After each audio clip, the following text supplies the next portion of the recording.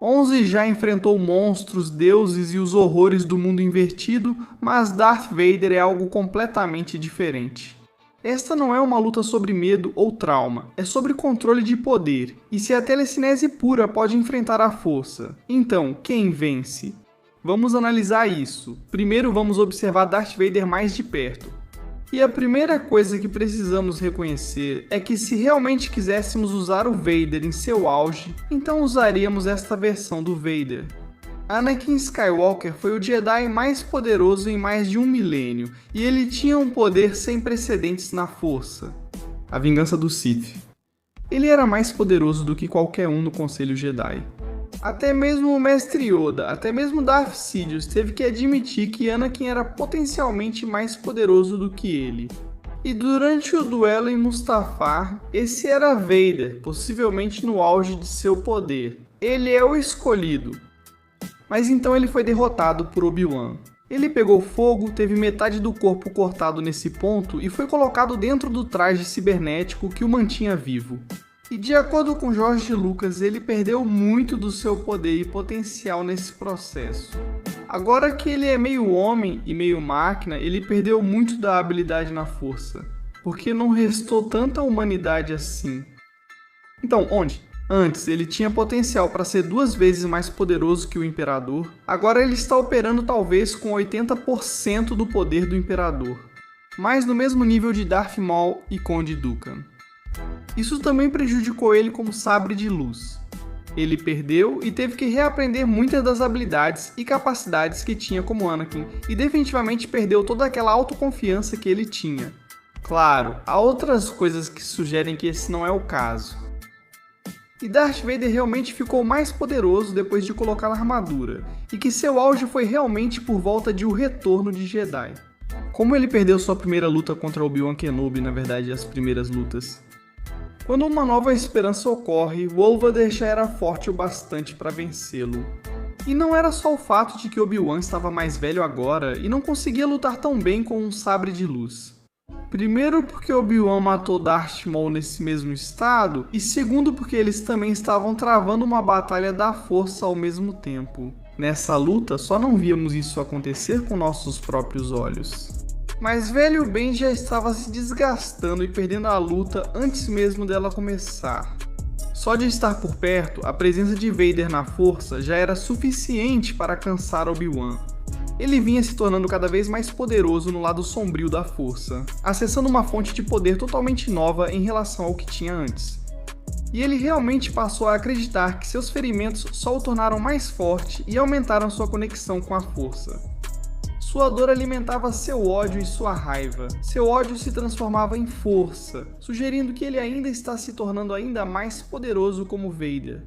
Então definitivamente há um debate aí, mas sinceramente só porque teremos acesso a muito mais coisas legais, vamos dizer. Seu auge é em O Retorno de Jedi, Darth Vader. Vader tem sido consistentemente chamado de um dos Sith mais mortais da história.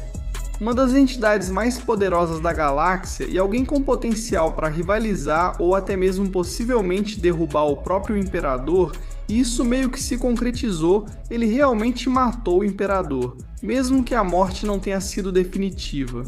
O poder da força dele se manifesta de várias maneiras diferentes, desde telepatia até a criação de barreiras de força, ou aumentando a si mesmo com a fúria da força. Mas o principal dele tem que ser a telecinese. Ele é capaz de despedaçar ATS, derrubar árvores do tamanho de prédios ou até mesmo derrubar prédios enormes. O poder bruto dele é absolutamente insano, e ele não é necessariamente só um touro em uma loja de porcelana também. Darth Vader tem um controle bastante substancial sobre tudo ao seu redor, ele é até capaz de estrangular alguém com a força do outro lado da galáxia, mas não para por aí. Além da sua conexão insana com a força, Vader também é um lutador tremendamente talentoso e mortal. Ele é incrivelmente forte e pode usar isso em uma luta, facilmente dominando outros Jedi ou lutadores de sabre de luz. Ele é surpreendentemente rápido, mesmo com sua armadura robótica. Ele consegue bloquear praticamente todos os ataques que vêm em sua direção, e já foi até dito que ele é mais rápido do que o próprio Imperador. Mas onde Vader realmente se destaca é em sua durabilidade, o que faz sentido. Ele já perdeu metade do corpo e substituiu por metal, e mesmo antes disso, ele já era muito bom em suportar a dor. Vader consegue literalmente atravessar disparos de blaster, atravessar explosões, isso quase não o afeta, na maioria das vezes. Ele conseguiu até suportar os raios de força do Palpatine.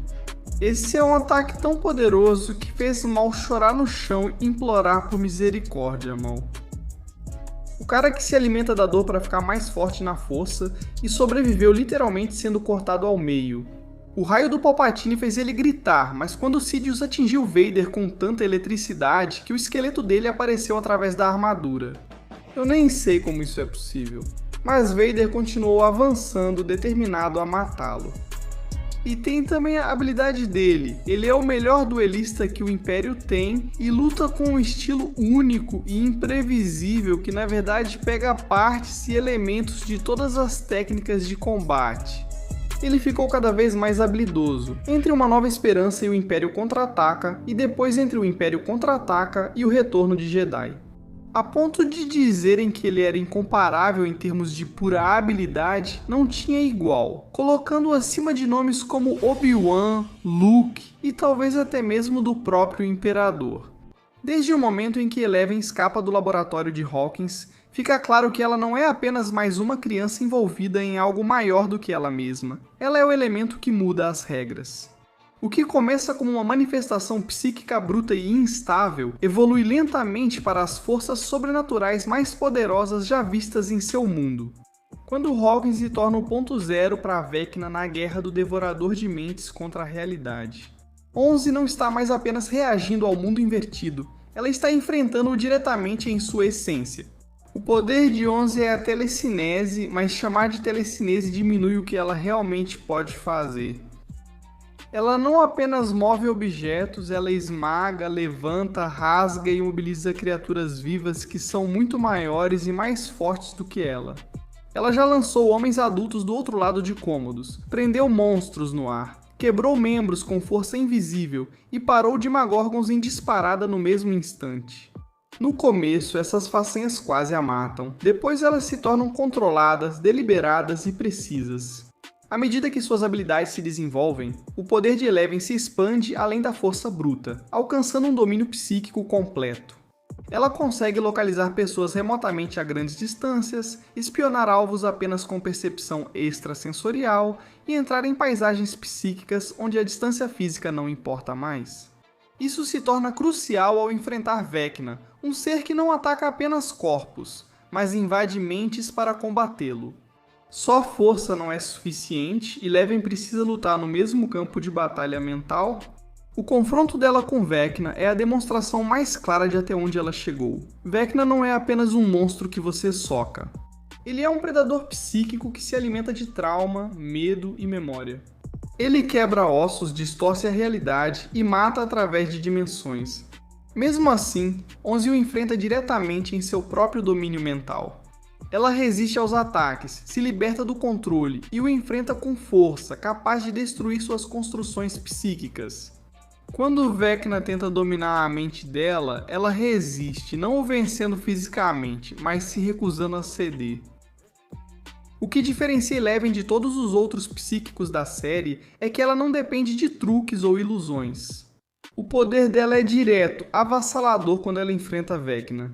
O ambiente se dobra ao redor deles, as paredes racham, destroços levitam, todo o espaço se fratura sob a pressão do confronto deles. Isso não é uma batalha apenas entre duas pessoas, é uma colisão entre duas forças opostas. Moldar a própria realidade e seu papel contra o Devorador de Mentes consolidam ainda mais sua posição no topo dessa hierarquia. O Devorador de Mentes não é uma criatura única. É uma inteligência vasta e interdimensional, capaz de controlar exércitos, corromper ecossistemas e transformar o mundo invertido em uma arma. Possui humanos, constrói enormes estruturas biológicas e exerce influência por toda Hawkins. Enquanto nunca entra totalmente no mundo físico, a maioria dos personagens só pode lutar contra seu avatar. 11 luta contra a fonte. Ela resiste à possessão quando outros não conseguem, ela enfrenta sua influência psíquica. Ela fecha portais que ligam dimensões, feitos que exigem não apenas poder, mas um controle preciso de suas forças que estão literalmente rasgando a realidade. Outro elemento chave do poder da 11 é como ela continua a crescer desde cedo. A raiva alimenta sua força, mas a esgota rapidamente. Com o tempo, ela aprende a canalizar, focar e se conectar. Essa mudança é fundamental em suas batalhas contra a Vecna e o Devorador de Mentes. Ambos dependem da manipulação emocional, onde se alimentam da dor.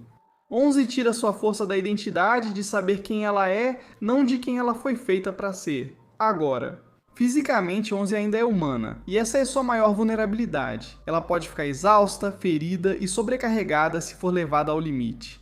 O uso dos poderes causa sangramentos, desmaios e esgotamento temporário. O que a destaca é que, mesmo com limitações, ainda atua em um nível inalcançável por outros. Quando o 11 está presente, os monstros não caçam mais livremente, eles têm oposição. Quando o conflito com Vecna, o Devorador de Mentes, atinge seu auge, 11 não está mais apenas sobrevivendo em Hawkins, ela está protegendo a cidade. Ela se torna a maior força de oposição ao mundo invertido, a única pessoa capaz de desafiar seus governantes diretamente e forçá-los a recuar, se adaptar ou simplesmente fracassar. 11 não é a mais forte porque bate mais forte, ela é a mais forte porque quando o próprio universo começa a se quebrar, é ela quem o mantém unido. Por isso, em qualquer ranking de poder de Stranger Things, não há discussão, 11 lidera sozinha. Então quem vence? Vamos analisar agora. Essa luta realmente se resume a uma pergunta brutal. Será que 11 consegue dominar Darth Vader com telecinese antes que ele se aproxime? Quando você realmente analisa isso, a resposta fica muito clara. De perto, isso não é uma luta, é uma execução. Darth Vader tem uma vantagem física esmagadora. Seu corpo cibernético lhe dá uma força muito além de um humano normal, permitindo que ele domine. Um Jedi treinado esmaga Durastil com seu aperto e domina fisicamente oponentes que já são sobre-humanos. Ele também é absurdamente resistente, aguentando explosões, tiros de blaster e impactos diretos que matariam instantaneamente. E em termos de velocidade nem se compara. Vader reage e desvia consistentemente de disparos de blaster, que são muito mais rápidos do que qualquer coisa que 11 já enfrentou em combate. Adicione um sabre de luz nessa equação, e 11 simplesmente não pode deixar Darth Vader chegar perto o suficiente para atacar. Um golpe encerra a luta, sem escudos, recuperação ou segundas chances. Mesmo que 11 amplie seus poderes como vimos contra a Vecna, isso não reduz essa diferença. Vader não precisa dominá-la fisicamente se ele pode, basta cortá-la ao meio.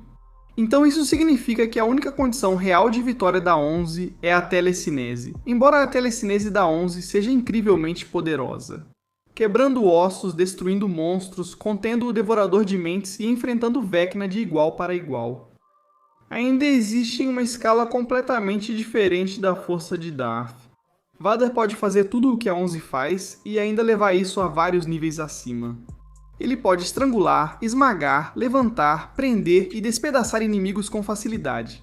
Ele consegue derrubar vários oponentes de uma vez e bloquear, redirecionar ou superar outras forças. Usuários que passaram a vida inteira treinando as habilidades da 11 agem por instinto e são movidos pela emoção. Vader são disciplinados, refinados e se tornam armas após décadas de experiência, o que faz diferença. Vader já lutou contra outros telecinéticos antes, Jedi, Sith e sensitivos à força, que se especializam exatamente no tipo de ataque em que a 11 confia. Ele sabe como resistir, contra-atacar e superar a pressão psíquica. A 11, por outro lado, nunca enfrentou alguém que não só consegue igualar sua telecinese, mas também dominá-la. Se a 11 tentar imobilizá-lo, Vader a imobiliza mais forte. Se ela tentar esmagá-lo, Vader revida do mesmo modo. Se ela está por um segundo sequer, ele encurta a distância e a luta acaba. Ela certamente o faria suar e poderia atrasá-lo. Ela talvez até consiga acertar um bom golpe no começo, mas não existe cenário nessa luta em que ela mantenha essa pressão tempo suficiente para vencer. Darth Vader é mais forte, mais rápido, mais resistente, muito mais habilidoso, e seus poderes têm um limite muito maior do que os da 11 jamais tiveram. No fim, não é medo, emoção ou força de vontade, mas sim uma questão de escala em todos os aspectos importantes. Darth Vader domina completamente esse confronto. Darth Vader vence.